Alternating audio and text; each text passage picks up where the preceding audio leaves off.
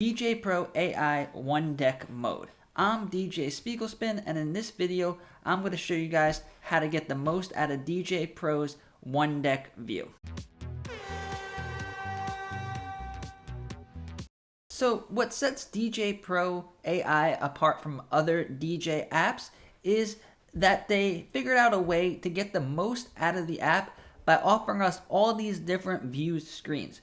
So when you're DJing on a phone or DJing on a tablet, the biggest issue is what you could see. So in order to DJ, you need to be able to see what's going on. So these different view modes allow you to switch the different views so you could see what you're doing for specific parts of DJing.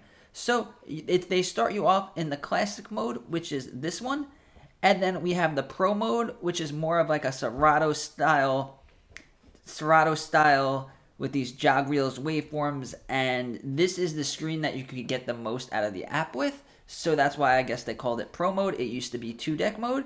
And then the looper obviously is for the looper, auto mix for auto mix, 4-deck mode allows you to DJ with 4 decks, and then video mode allows you to DJ videos, music videos, and visualizers. But 1 deck, I believe this is one of the most underused screens of the app, which kind of makes sense because as a DJ, DJing is about playing more than one song, so it could throw some people off with the 1 deck mode.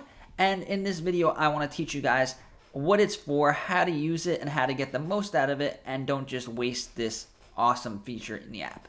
Okay, so number 1, this is designed for track preparation and playlist preparation. As a DJ, the most important thing for us to do is to be prepared with our cue points, with our playlist, so that when it is time to go out there and DJ, we don't have to be searching around, we don't have to be looking around, and we know exactly what's going to happen in the song, what song to play next, and we have a game plan. So this 1 deck mode gives us a better view of our cue points. We got cue points A through H, that is 8 cue points. And I tell you guys in all my videos that if you plan to play a song at a gig, have at least 2 cue points, at least one where you're going to start the track and where you're going to end the track, so that when you load up the track, you already know what's going on, how to get in and how to get out, and it takes out the guesswork. You don't have to be listening with your headphones, and then you don't have to be making any mistakes because you know exactly when you're going to start and when you're going to end the song. So, for example, with this song, we will start it right here. Looks like a good start. So you find where you want to put it right there, and then we're going to use cue point A. Now it says the time in the track, so this is 6 seconds into the track. But if you want to get more specific, you could change the name and you could change the color of these cue points by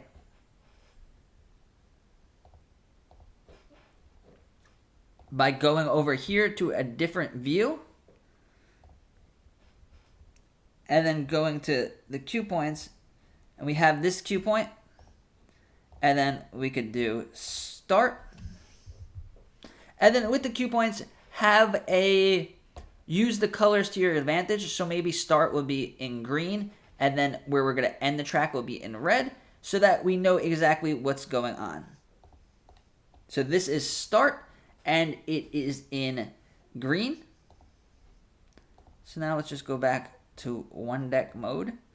And in 1 deck mode, you see how it changed to start, but it didn't change the color. But the color will be there when you're in a different view. 1 deck mode is just for preparing. So let's just say we wanted to end the track. We're going to end it over here. We're going to set a cue point over here. So every time you see this, every time you load up this track, you are going to see these cue points on the waveforms, and then you will know exactly when to start, when to end, and then you could also use these cue points for other things, such as getting ready for the drop. So you could do over here is going to be the drop. Just remember that you can't change the name or the color within this screen.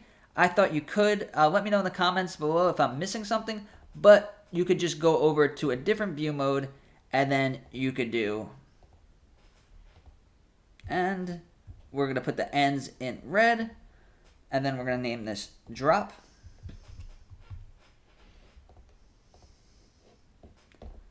So in one deck mode, we could see it, we have a better view, we could see it more organized, and then also we have a zoomed in view of our waveforms. This is the biggest view of a single song's waveforms that we could get within the app. If we go over here to classic mode and press this middle button, we could get these waveforms, which is a vertical waveform. It's still pretty big, but not as big as we get in one deck. And then in Pro mode, there's a couple of ways we could organize, we could change where these waveforms are, but it's still much smaller than we get in one deck mode.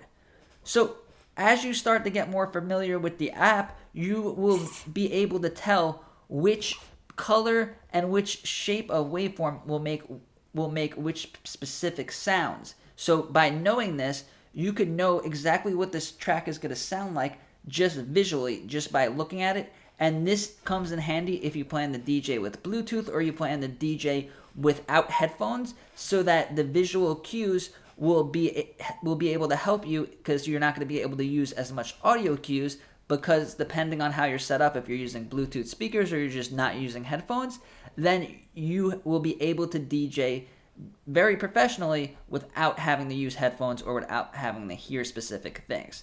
So get used to knowing what sound is what sound. It's pretty self-explanatory, because the smaller the waveform is, the smaller the sound's going to be, which means less bass, less booming, and more high pitch. And then these, where it gets bigger and thicker, it's going to be heavier bass, maybe a drop or something, and it's going to be heavier music with more drums and more bass and more power. Also, if you look how these are kind of like circles, so this is a circle here, if you see where my mouse is, a circle here, kind of pulsate, that is also a good indication that it's going to be a boom, boom, boom. So more of a bouncy type track. And then if you look over here, this is what I like to call a funnel. This is a great place to mix in and mix out of a song, because you could simply just use a filter. And what a filter does is it'll make this kind of funnel. This is a big noise going into a small noise. So it's kind of like that whooshing sound. And if we use our filters, which have that whooshing sound built into them, we will be able to do very smooth mixes, and you won't even be able to tell that you are switching songs, because we know how our waveforms are. So the one deck view is basically the biggest advantage is seeing the waveform the biggest you could see it in the app. And then we can also see our playlist in the biggest screen possible. So if we go over here to classic mode and we open up our music selector over here, this is all we get. It's kind of like a strip over here. If we do 2-deck mode, which is Pro mode now, and we go to open it, we get this view, which is bigger than the 1-deck view, but then we don't get to see the waveform of the song that we have selected. And then also, once we select the song, the view goes away. So this is our library in Pro mode, and then this is what our library looks like in 1-deck mode.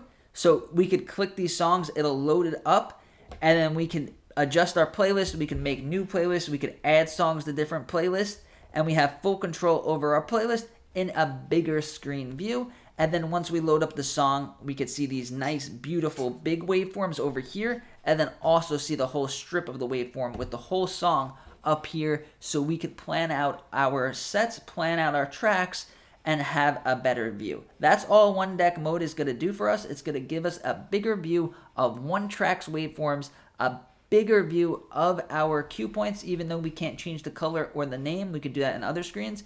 And it is going to help us find what parts of the song we want to play and what parts of the song we don't want to play. It's not the most useful screen when it comes to all of these screens that give us. I think the most practical and useful one is Pro mode, but they do give us the 1-deck mode, and for the reasons I said in the video, it is a good idea to use once in a while. So if you guys want to learn more about Djay Pro, subscribe to the channel. If you have any specific questions, let me know down below. Thank you.